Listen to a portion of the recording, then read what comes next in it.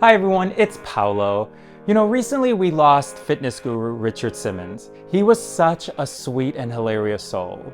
We had the honor of interviewing Richard for our 50th guest on A Spoonful of Paolo back in June of 2013. We had so much fun. We laughed, we cried, because it's Richard Simmons.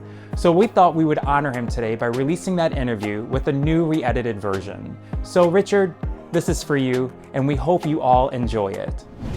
Spoonful of Paolo, here we go.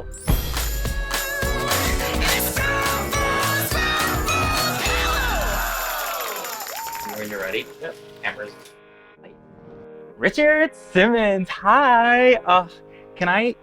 Tell me what do you want to say? I can see you thinking of something. No, I'm just happy you came to class and you got to see this. I've been here for 40 years. Yeah, because this opened, it was 1974, right? The summer of wow. And everyone laughed. Uh-huh. They laughed at me and told me that I would never, ever make it. And that I was way too silly and I wasn't good looking enough. And I saved my money being a waiter. And I opened this little place up. I wanted to ask you, when you opened this up in the summer of 1974, did you ever think almost 40 years later it would be this successful when you have people around the world coming here to see you? Well, I knew that back then you didn't get certified to be an aerobic instructor. But I had lost weight all the wrong ways and I had never exercised. But I knew that if you lifted your legs and you moved your hands far away from your body and you didn't do any jumping, that people would sweat.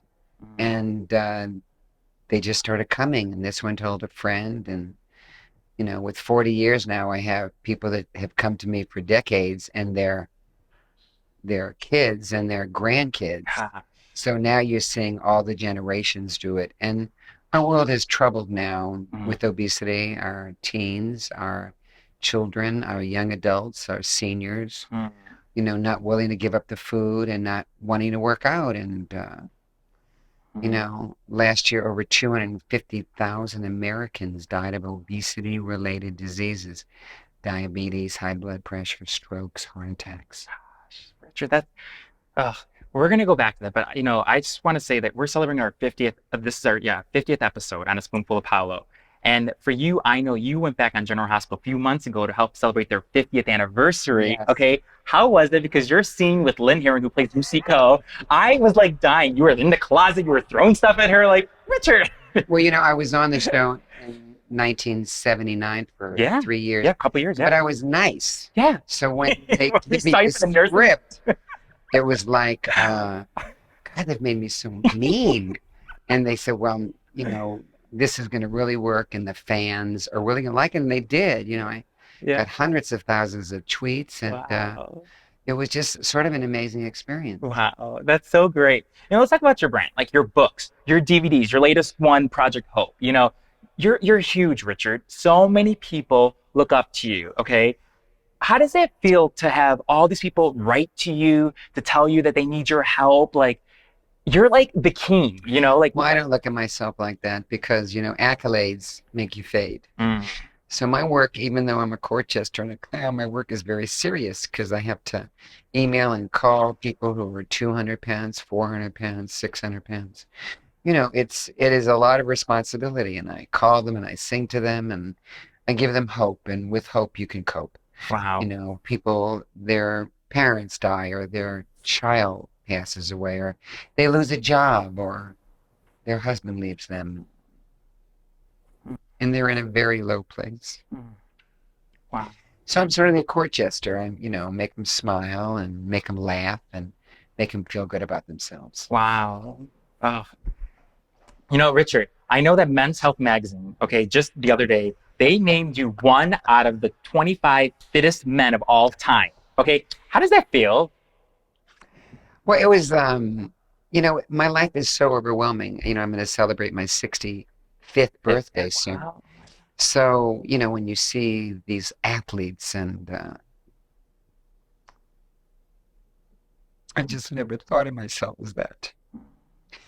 When you're overweight and obese, those things don't leave you, they're in the back, they're on the back burner, but they don't leave you. And it's just, people are, it's just so wonderful to me. It's sometimes my heart skips a beat. Wow. I mean, they wrote that they said that your clients and fans, they pretty much have lost over 3 million pounds. Think about that for a second, Richard Simmons. You've helped people lose over 3 million pounds. And being here today, I could see that. I could see why people come to you. You're fun. It's a mix of anyone. It can be fat, skinny, anyone can come here. And it just we feel like it's all like we're all the same. We're all family over here. Well, it's unconditional love. Yes, it is. You know, we don't have in this world. Yeah. People judge people and put them down. And that really is a shame. Yeah. You know, if wars would stop and people would be more peaceful and happy if they just accepted people for whatever they are and what their beliefs are and their lifestyles. You know, it's a shame, and I wish I could say it's getting better.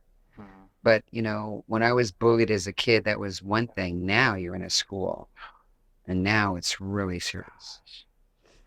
Oh, that's tough. You know, I want to just say that I've looked up to you ever since I was a little kid because you've always got to be yourself, and you're like a fashionista. You get to dress the way you want to dress. It's Halloween every day for me. And you make it fun. So here, Slimmers, like, do you have a theme every time people come over here to the studio then? Yes. So then today's theme, you have another theme on Saturday? Yes. This coming Saturday? Yes. I have a theme every time I teach. Oh my God. Because, you know, people come in here feeling low. Yeah. And they see that we're just going to have fun. You're going to do a lot of leg lifts and sweating and planking and push-ups and sit-ups and toning and cardio. But we all just do the best we can, you know. If you noticed here, no one judges anybody. Yeah. Everyone accepts everybody. Friendships have been formed in this class. Yeah. Yeah. When did you know that you could sing, Richard? Because you sang throughout the whole class today. Like, when did you know that you have a lovely voice? Like, when you were a little kid? Well, my mother was a gymnast and a fan dancer. And my father was a singer and dancer on Broadway. But they didn't make it. And that bothered them.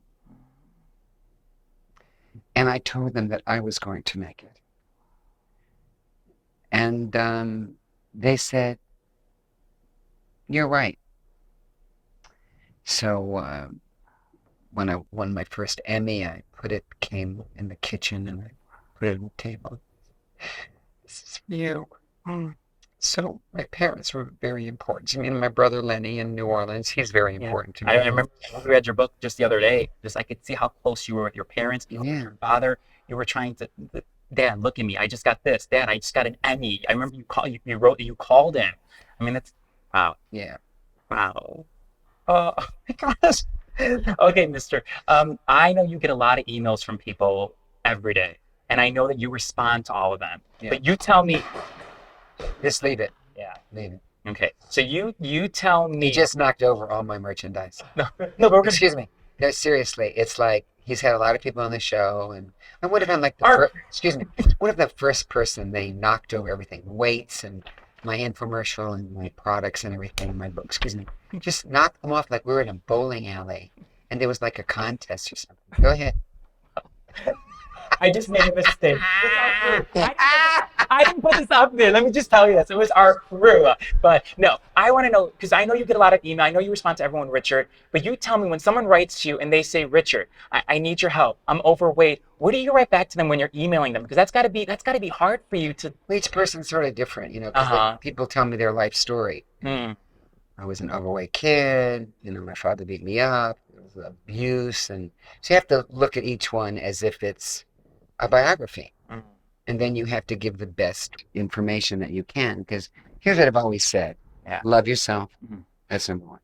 Move your body and watch your portions. I never went on the low fat, low carb, high protein. I never, you know, a lot of the exercise experiences right now are very unsafe. You know, faster, stronger, harder. I've never preached any of that. And that's why I think I'm still around. I've never lied to anybody. And it's not easy. It's not easy to say no to food. It certainly is not easy to get up every morning when you have to be at work at 6 and you get up at 5 to do your workout. None of this is easy. Easy is eating and watching TV. Yeah, I read that. I thought that this was your workout, but you get up at 4:30 in the morning to start your workout. Yeah. You do that every day? This is not my workout. I thought this was your workout because you're dancing with us. I'm like, this has to, but you get up every day early to start your day to work out. That's crazy, but good. I get up every morning and say, thank you, God, for this beautiful day, and I'll be kind to people in every way. Wow. Thank you for giving me another day. And then I get my workout in, have my breakfast, and my strong email and my phone calls.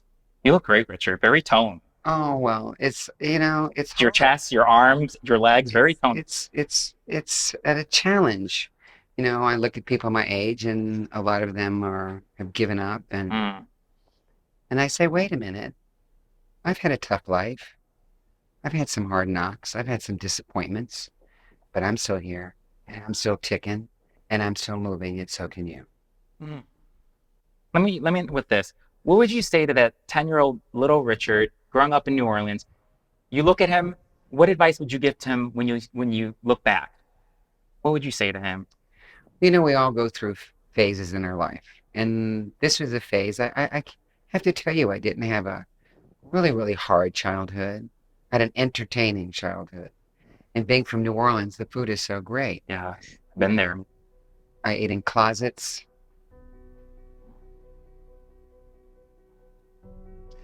When they beat me up, I could be blindfolded and find 25 poor boy places. I knew the chefs at all the restaurants. They'd go, Dickie, come in here and taste this fried chicken. And now I realize that food doesn't have any answers. And I do love food. But I watch my calories and my fat grams because I weigh myself every morning. Yeah.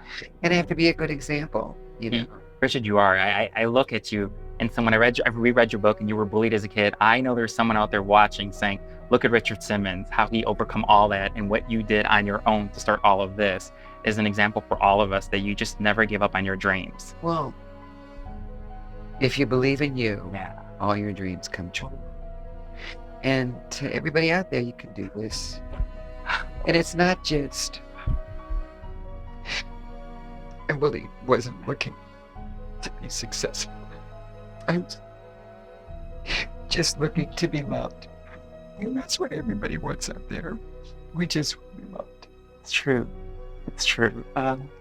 I can't believe this. American icon Richard Simmons on a Spoonful of Paolo on our 50th episode.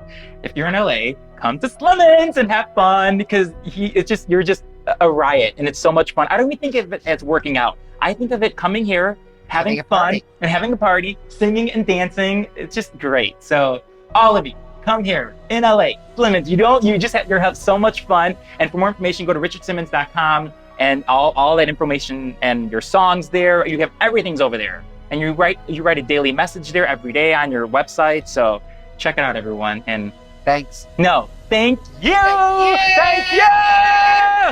I can sing louder than Richard Simmons. Thank you. Thank you.